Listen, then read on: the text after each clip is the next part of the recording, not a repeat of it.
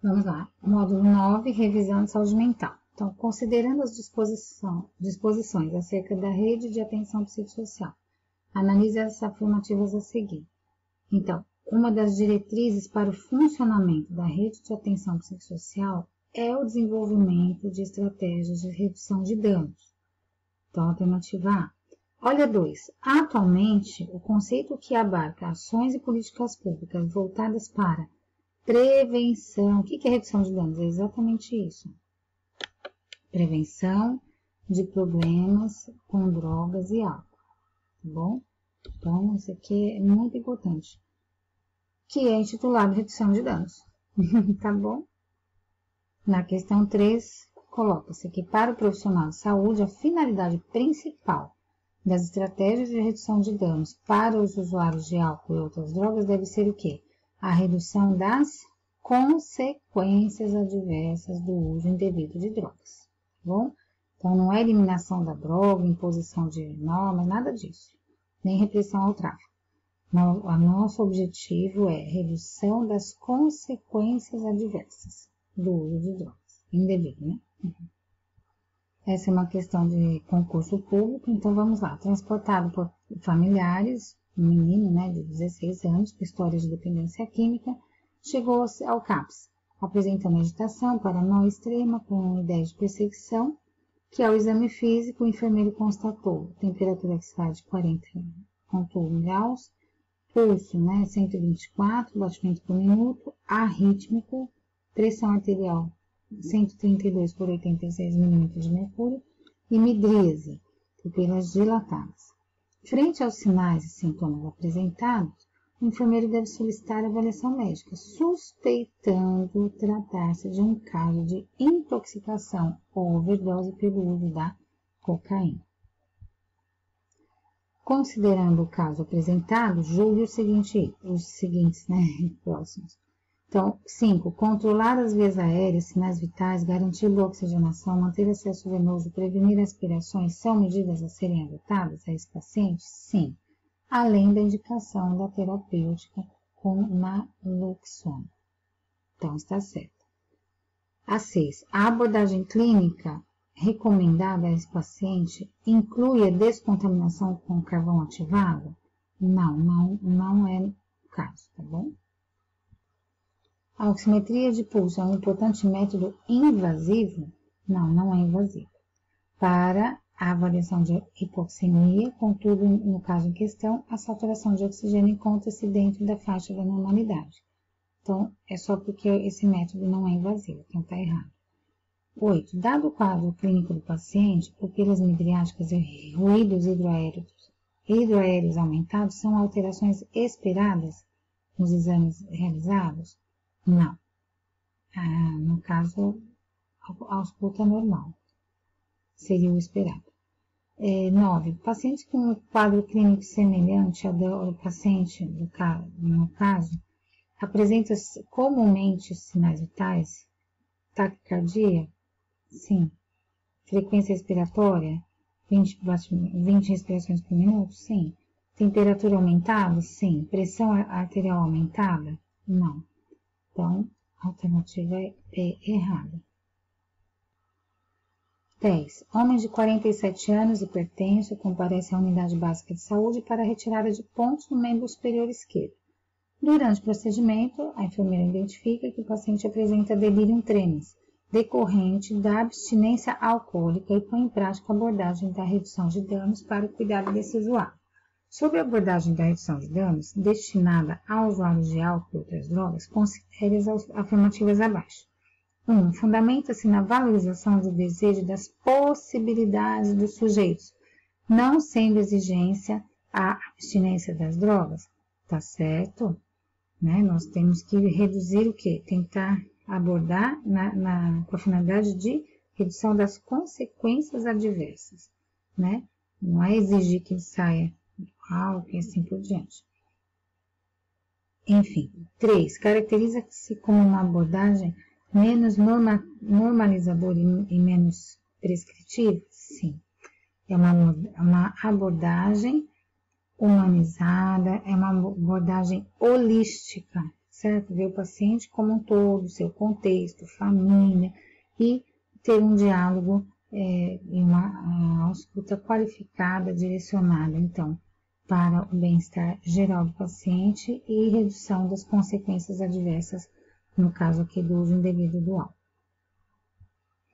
Os medicamentos benzodiazepínicos podem provocar efeitos indesejáveis, como tontura, lassitude, aumento do tempo de reação, diminuição da coordenação motora, alterações de funções mentais, alterações do sono, fraqueza, cefaleia, visão turva, náuseas, vômitos, entre outros. Então, o aspecto da atividade no receptor dos benzodiazepínicos são que os agonistas apresentam efeito ansiolítico, sedativo e dependência. Tá bom? Querido, só lembrando o que é lassitude. Lassitude é prostrado, paciente abatido, prostrado. Tá bom? Os medicamentos antidepressivos atuam aumentando o tônus psíquico, melhorando o humor e a psicomotricidade dos pacientes. Ótimo. Podem ser classificados como antidepressivos tricíclicos, inibidores de monoamino-oxidase, antidepressivos atípicos. Porém, em relação aos cuidados de enfermagem para os pacientes em uso de antidepressivos tricíclicos, todas as alternativas estão corretas, menos você orientar o paciente que vai escurecer a pele ou vai cair cabelo. Isso não acontece. Então, por conta da questão ser exceto, então essa questão é o correto. Então, quais são os cuidados que o enfermeiro tem que ter? Então, é necessária a monitorização da pressão arterial e do pulso, informar o paciente sobre o tempo que a droga levará para começar a fazer efeito, em torno de 4 semanas, porque muitas vezes os pacientes começam a usar antidepressivo achando que já vai melhorar a seguir, em 2 dias, e não é. Então, a família tem que ser orientada quanto a isso. Orientar para que evite dirigir ou trabalhar com máquinas, né, se ocorrer a sonolência, e não ingerir bebida alcoólica. 3. Os medicamentos benzodiazepínicos apresentam efeito sedativo e hipnótico de acordo com a dosagem administrada. O aumento da dose pode causar vasodilatação coronariana, sono, inconsciência, coma, bloqueio neuromuscular, depressão respiratória. Então, os benzodiazepínicos não são indicados para tratamento de longo prazo de estresse inespecífico, certo? Porque se é a longo prazo, até 1 mês, a pessoa começar a tomar o medicamento e depois... Opa! Desculpa aí, pessoal. Então, mesmo de madrugada, né? Nem de madrugada. Enfim. Bom, o que eu estava falando é que a longo prazo, ele é complicado ser indicado, né? A priori, assim, a princípio. Por quê? Porque os benzodiazepínicos, nós já estudamos que eles têm um tempo para começar a fazer o efeito desejado, né? E tem outras indicações mais precisas, né? De ação controlada e indicação mais segura, né? Como distúrbio de sono, ansiedade, abstinência ao álcool, fármacos, ansiedade associada ao sono, distúrbios convulsivos. Mas um estresse inespecífico não são indicados, tá bom? 4. Carbonato de lítio é um estabilizador de humor utilizado ainda nos dias de hoje para o tratamento de depressão, hipomania e transtorno bipolar. Hipomania e mania, né? O transtorno bipolar. Então, ainda pode potencializar a ação dos antidepressivos, prevenir algumas enxaquecas e controlar impulsividade e agressividade exageradas. Intervalos mais longos com fases mais fracas. Muito bem. Assinale a alternativa verdadeiro ou falso. As causas comuns de níveis de lítio aumentados são perda hidroeletrolítica através de sudorese, diarreia e desidratação, ingestão de sódio diminuído, dose excessiva e terapia com diurético. Então, vejam, carbonato de lítio é um medicamento que tem que ser bem controlado, dosagem sanguínea, tá bom? E ficar atento aos efeitos colaterais dele. 5. Em relação aos múltiplos benefícios das drogas antipsicóticas, afirmamos que reduzem os transtornos dos positivos, né? Dos transtornos positivos como delírios, nós já vimos, né? Transtornos positivos e negativos, alívio da ansiedade, melhora os transtornos do pensamento e aumentam o nível de funcionamento, tá? Neuropsíquico, tá bom? Então, todas estão corretas.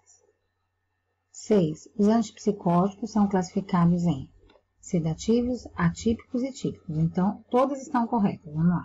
Sedativos: clorpromazina, levomepromazina. Típicos: Aldol e clorpromazina, né? O Aldol. Antipsicóticos atípicos: olanzapina, risperidona, quetiapina e clozapina. Tá bom? Então, todas estão corretas. 7. A síndrome neuroléptica maligna é um conjunto de sinais e sintomas que aparecem no tratamento com neurolépticos, como, por exemplo, né, a risperidona, e sua manifestação clínica é semelhante a uma forma grave de parkinsonismo, com intensa rigidez muscular, captotonia, flutuações de nível de consciência, instabilidade autonômica, que inclui, né, alterações de pulso, pressão e frequência respiratória, e a hipertermia. Então, em função das manifestações extrapiramidais intensas, que era reconhecida no passado como impregnação maligna, sobre esta síndrome é importante, né, é correto afirmar. Todas estão corretas, tá? Seu início pode se dar dentro de horas e a progressão de 24 horas a 72 horas. Os sintomas são graves, né? Grave rigidez muscular, hiperpirexia, uma febre muito alta, taquicardia, taquipneia, flutuação da pressão arterial, sudorese, torpor, e o paciente pode evoluir até a coma. Por isso que ela se chama síndrome neuroléptica maligna. É por uso de medicamento mesmo. É pelo medicamento, tá? E deve-se suspender imediatamente a medicação e entrar com medicação específica, como a bromocriptina. Tá bom? Todas estão corretas. 8. Os pacientes sem uso de carbonato de lítio podem apresentar reações indesejáveis, como aumento da frequência miccional, aumento da sede, náuseas, taquicardia, tremor nas mãos, irregularidade de frequência cardíaca, dispneia aos esforços, sonolência e confusão mental. Vejam, reações indesejáveis. O uso de lítio deve ser monitorado em relação à sua toxicidade. De acordo com o que? Todas estão corretas. Primeiro, exame de sangue. Tá? Os níveis séricos de lítio devem ser monitorados 1 ou 2 vezes por semana após o tratamento inicial, até a dose e os níveis séricos se estabilizarem, e depois 1 vez por mês. Tá? Então, tem que fazer esse exame de sangue toda semana, estabilizou, aí pode manutenção, né? Exame de manutenção. Níveis terapêuticos, de 1 a 1,5 microequivalentes, né, por litro de sangue. No caso de mania aguda, os níveis tóxicos estão acima desse 1,5. A dosagem do lítio no sangue deve ser checada 7 dias após o início do seu uso e deve ser repetida quantas vezes forem necessárias para ajustar a dose de início de tratamento. E após o ajuste da dose, repete-se a cada 3 meses, nos primeiros 6 meses, depois a cada 6 meses, assim por diante, até quando considerar necessário, tá bom? Vejam, a 9 fala sobre a interrupção do tratamento com antidepressivo. Pode interromper de uma vez? Não.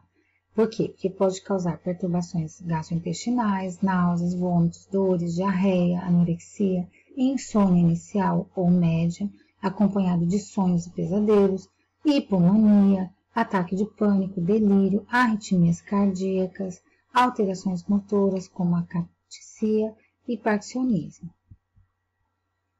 Gente, a cataxia é um distúrbio caracterizado pela impossibilidade de se sentar ou de permanecer sentado, tá? Então, quanto ao uso de antidepressivos, a enfermagem deve realizar orientações ao paciente e sua família. Quais são essas orientações?